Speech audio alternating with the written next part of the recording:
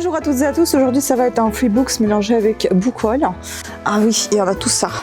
Je vais intituler cette vidéo Freebooks plutôt, parce que ici il n'y a que 2 livres achetés, même si je vous ai dit que lorsqu'il y a au moins un achat, je vais appeler ça plutôt Bookhaul, mais bon, ça n'a pas du tout de... Enfin, je veux dire, le tas des livres gratuits est beaucoup plus important que celui d'acheter. Donc ça, j'ai acheté sur Vinted. En fait, ils avaient une promotion qui était livraison gratuite. Je pensais que c'était de telle date à telle date, c'était gratuit pour tout. Et non, c'était une seule fois, utilisable une seule fois. Mais rien que pour ça, merci quand même. Donc je suis tombée sur des livres de Stéphane Alix et comme j'aime beaucoup cet auteur, j'aime beaucoup tout ce qui est paranormal, je n'ai pas su résister, je n'ai pas pu le faire, donc du coup voilà, 11 € et des poussières pour ces 2 bouquins, sachant que chacun coûte 21,90, ici 70 pour du neuf, donc là je serai à peu près pour 30 €, 28 des poussières, alors que là ils sont quasi neufs, ils sont en super bon état. Donc j'ai commencé par celui-ci, Stéphane Alix, La mort n'existe pas, aux éditions HarperCollins. J'aime beaucoup ces éditions, mais j'aime plus leur format poche. Génial, ça se lit très très bien ce qu'il écrit, c'est toujours très très bien raconté, c'est passionnant, c'est très intéressant, je crois moi en réincarnation, donc j'y crois à ce qu'il dit et j'adore le lire. Donc je vous lis la 4e. 15 ans d'enquête sur l'après-vie pour gagner en sérénité face à la mort. Que se passe-t-il lorsque nous mourons? Que devient notre conscience? Survit-elle à la mort cérébrale? Ces questions vertigineuses se sont imposées à Stéphane Alix au moment du décès de son frère. Il avait déjà des questions comme ça au moment du décès de son père aussi.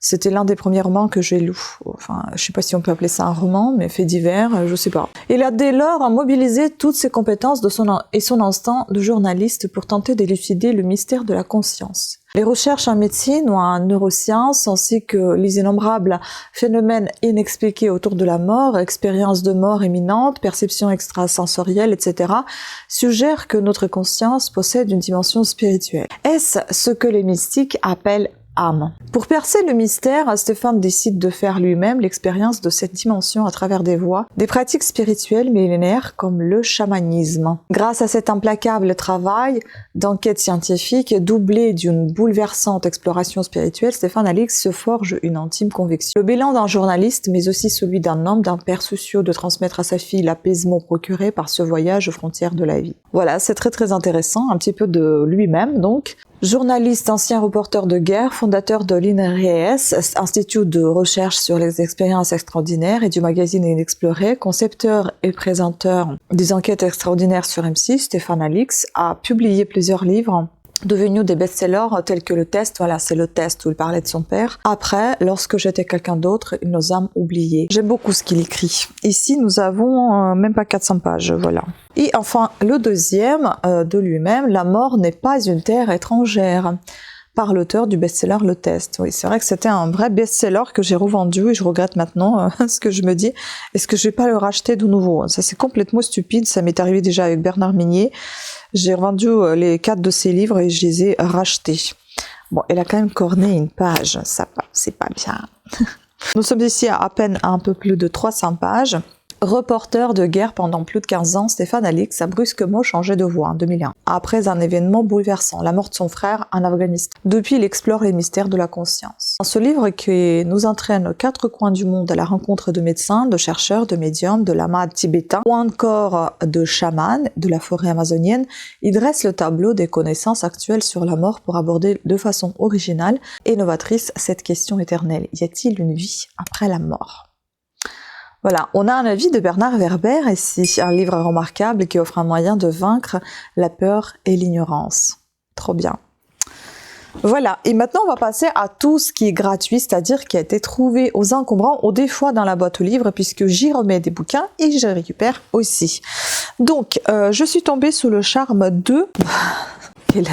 Quelle nouveauté, Henri Troyat, Tant que la terre durera. Donc il y a 2 tomes, je ne sais pas s'il y en a que 2 ou il y en a plus, on va regarder ça tout de suite ensemble puisqu'il n'y en a même pas de résumé, ce sont des vieilles éditions au livre de poche. Nous avons ici à peine plus de 105 pages dans le 2e tome et dans le second on n'est même pas à 105 pages, donc non, on est à peine à plus de 500 pages, pareil, ils sont égaux. Ce que j'aime moins, ce sont ces trous dans les livres, parce que j'espère juste que ce n'est pas des bêtes qui les ont bouffés. Regardez, il y a des micro-trous. On voit mieux sur la tranche.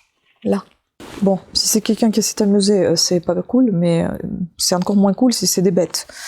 Donc, Henri Troya, je vais en même temps essayer de vous lire le résumé. Ouh, je pense qu'il y en a beaucoup plus que ça, la vache. Ah oui, il y a 7 tomes. Ça va m'embêter. Bref, on va déjà voir si ça va me plaire. Alors, le tome 1. Qu'est-ce qu'on dit ici? Donc, c'est un roman. Tome 1, il est là. Tu ne reviendras comme le Tcherkesse qui a quitté sa famille et s'est lancé au galop vers la terre inconnue. Et puis, il y aura des danses pour toi. Et on tirera des coups de feu en ton honneur. Et tu seras plus grand, le plus fort, parce que tu auras osé mettre un pied devant l'autre. L'un est un enfant terrible de la steppe, fort et fier comme les hommes de Caucase. L'autre, son cousin, est un séducteur et un pleutre.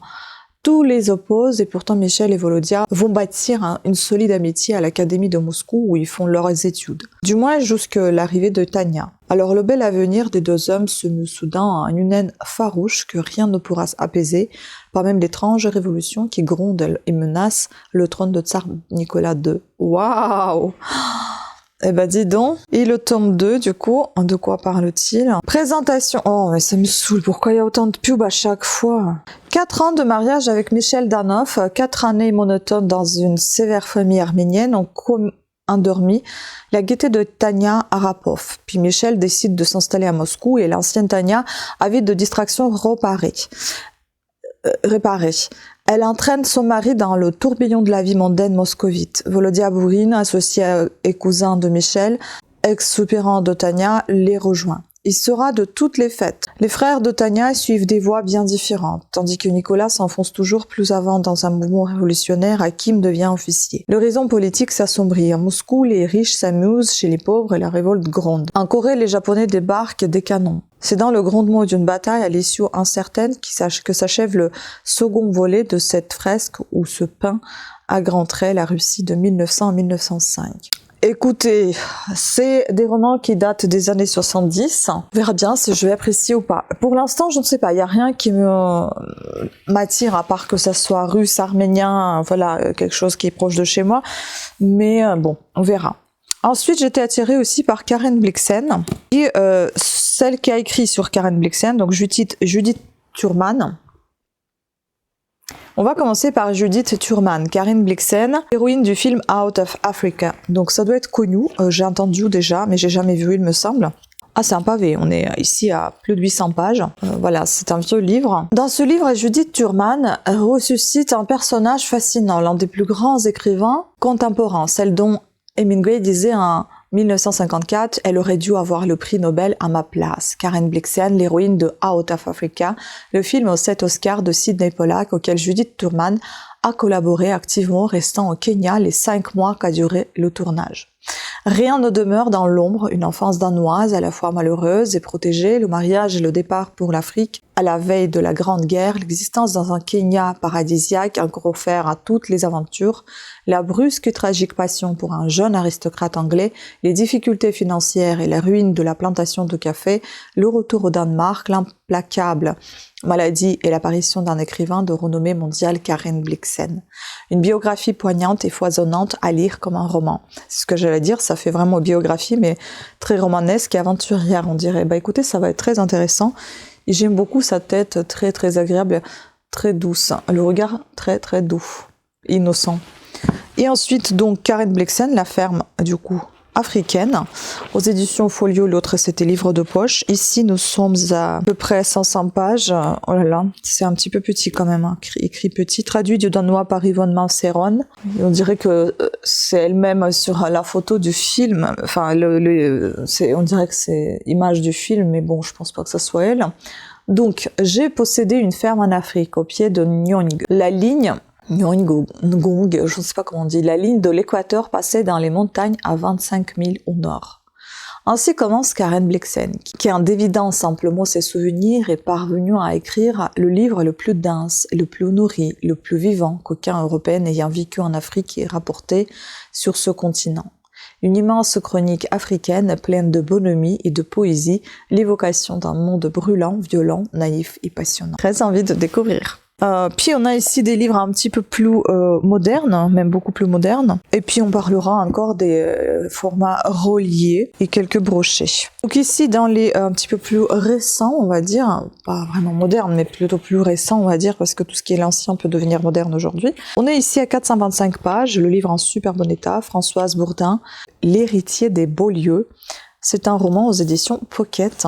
C'est l'été au domaine des Carouges, un vaste manoir biscornu, prétentieux et sinistre. Les Beaulieu y cohabitent depuis des lustres, descendants d'une longue lignée et porteurs de vilains secrets. Barthélemy, le fils aîné, la cinquantaine flamboyante mais sans héritier, est le patron redouté de l'imprimerie familiale qui fait seul prospérer d'une main de maître. Et bientôt sa mère, qui ne l'a jamais aimé, tente de lui imposer son unique neveu pour la succession, faisant ainsi surgir de dangereuses tensions et de douloureuses questions. L'heure du bilan a sonné. On a ici un avis de Le Courrier Indépendant, un roman superbe. Écoutez, à découvrir. Ah, on a aussi des livres au format ancien encore, tiens. C'était le seul d'actualité, on va dire, moderne. Donc là, ici, nous avons le texte intégral de Claude Délé, Chanel solitaire. Et nous avons Hermann Hesse, Siddhartha, Chanel. Il est illustré en plus, ce bouquin, donc on a des vraies images de Chanel ici. C'est génial, édition illustrée. Ça, je pense que je vais même le garder. Moi, j'aime beaucoup tout ce qu'il y a avec Chanel. Je suis pas fan de ses parfums, sauf au tendre, au rose, là, vous savez. Ça, j'adore. Les autres, je suis pas très... 313 pages. Née à Paris, Claude Délé, psychanalyste et romancière, fut la plus proche amie de Gabrielle Chanel, les 10 dernières années de sa vie. Elle a publié Paradis Noir et Roger la Grenouille. Chanel solitaire a inspiré un film où Marie-France Pizier tient le rôle de la célèbre créatrice de mode. Une orpheline pauvre, élevée à la campagne, en Auvergne, devient Coco Chanel, la femme qui a changé la silhouette et peut-être l'esprit des femmes.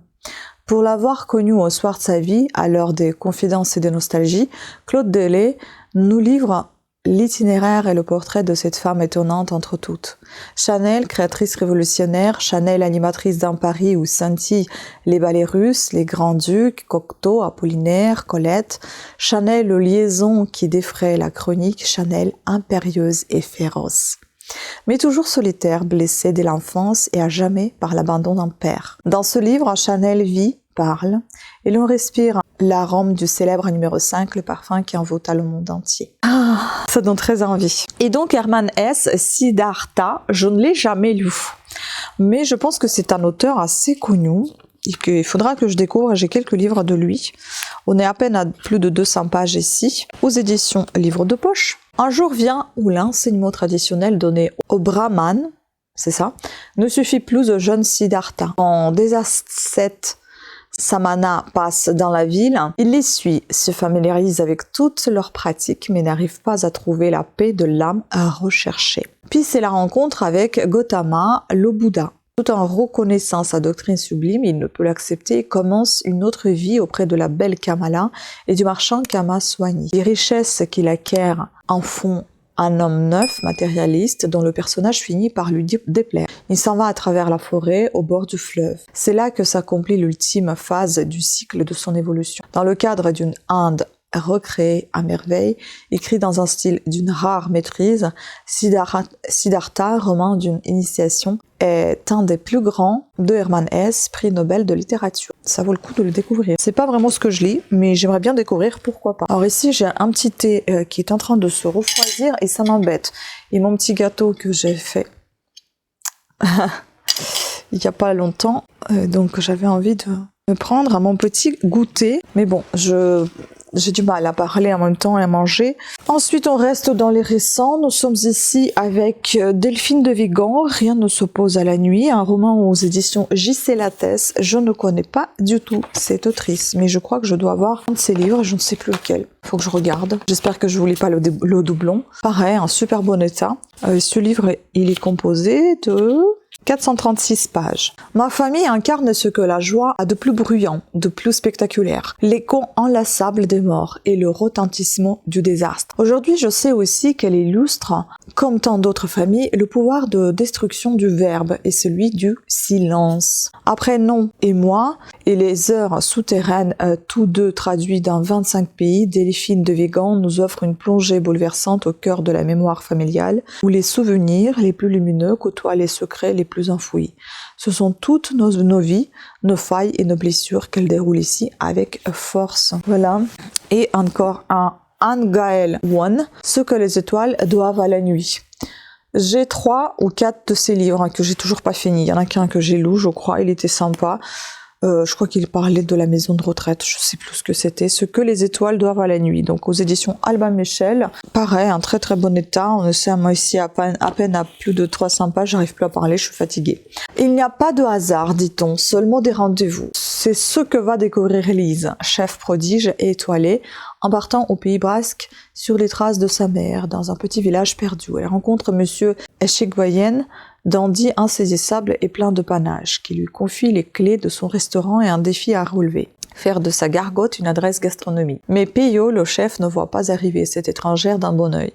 L'un et l'autre vont devoir s'apprivoiser et affronter ensemble les fantômes de leur passé. Dans ce roman enchanteur et savoureux, Anne-Gaëlle One nous entraîne dans un tourbillon d'émotions. Une histoire universelle qui nous parle d'espoir, d'amour et nous redonne le goût de la vie. Ça fait un peu un feel good, je ne sais pas. Je suis pas une grande fan de feel good, mais on verra bien. Peut-être que ça va me plaire. J'ai trouvé ces deux-là aussi. Je n'ai pas de jaquette, donc ça va être un peu compliqué là. Ça, c'est un livre qui vient de la bibliothèque. C'est l'édition France Loisirs, David Herbert Laurence, L'amant de Lady Chatterley. Traduit de l'anglais par Pierrette Fleutiot et Laure Vernière. Ça m'a donné envie. Nous sommes ici à 363 pages. Je vais vous trouver ça sur internet. L'amant de Lady Chatterley. Voilà. Alors, qu'est-ce qu'on nous raconte ici? Époque essentiellement tragique que la nôtre, écrit Lawrence. À la vieille Angleterre, déjà meurtrie par l'industrialisation, la Première Guerre mondiale a infligé de profondes blessures. Les protagonistes de ce récit en sont marqués dans leur esprit, dans leur chair, et la déchirure se prolonge dans leur aventure intime.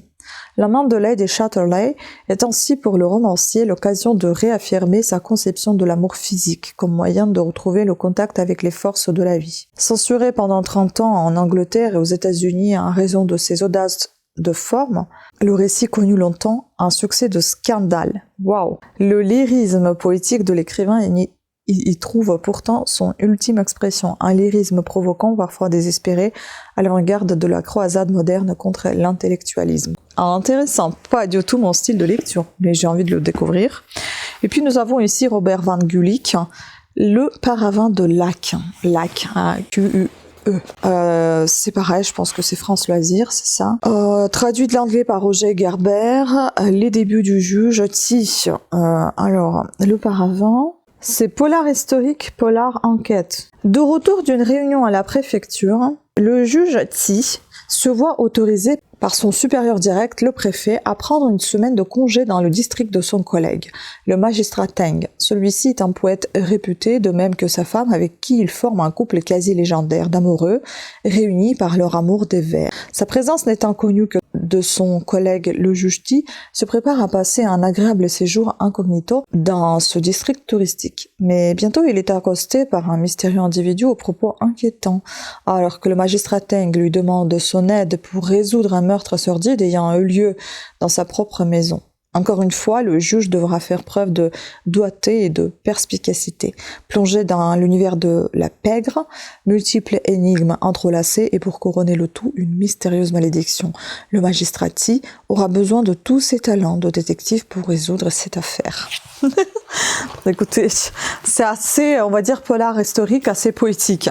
Et puis enfin le dernier, Meurtre et jardinage, 20 polars agrémentés de conseils en jardinage, texte rassemblé par Bûcher-Hunier et Euner, illustration de Beng Foshag, La joie de lire. Qu'est-ce que c'est que Gerstenberg, La joie de lire? C'est ça l'édition. C'est un très beau livre qui a On n'est même pas à 300 pages. Hein. Regardez, ça se présente comme ceci. Voilà. Ce sont des récits, je pense, accompagnés des recettes. Et aussi, c'est un peu illustré, un peu beaucoup même. À tous les amateurs de nature morte. La nature évoque à vos yeux beauté, calme et volupté. Prenez garde, un buisson peut abriter un observateur mal intentionné, un gazon impeccable recouvrir un macabée, ou une rose faire l'objet d'ambitions démesurées. Les vins polars réunis ici vous proposent un voyage dans les zones obscures de la nature humaine sur fond de végétation. En matière de jardinage, Hans Siedler prodigue après chaque récit ses conseils et commentaires éclairés. Quant aux traits de crayon de Ben Feuchag, donne éclat et tranchant aux histoires, à vous rendre vert de peur. C'est très... Je pense que ça va être très sympa, humoristique, et ça joue beaucoup avec les mots, donc c'est génial. Je pense que je vais apprécier cette lecture. Écoutez, c'était tout. C'était un grand Freebooks hein, avec pas mal de lectures très différentes de ce que je lis d'habitude, mais ça me donne envie de tout découvrir. Sauf que je suis un petit peu inquiète pour Henri Troya. Je ne sais pas si ça va me plaire. Et si ça me plaît, je suis un petit peu apeurée dans le sens où il me faudra encore trouver les 5 prochains tomes. On verra, on verra. Voilà, pour l'instant, je suis satisfaite de mon petit Freebooks. Je vous remercie beaucoup de votre attention. Pensez à vous abonner si vous le souhaitez. Mettez les pouces en haut ou en bas quand vous le voulez. Les commentaires ne sont plus activés sur ma chaîne. C'est comme ça, c'est ma propre décision. Je vous embrasse et je vous dis à très très bientôt. Ciao!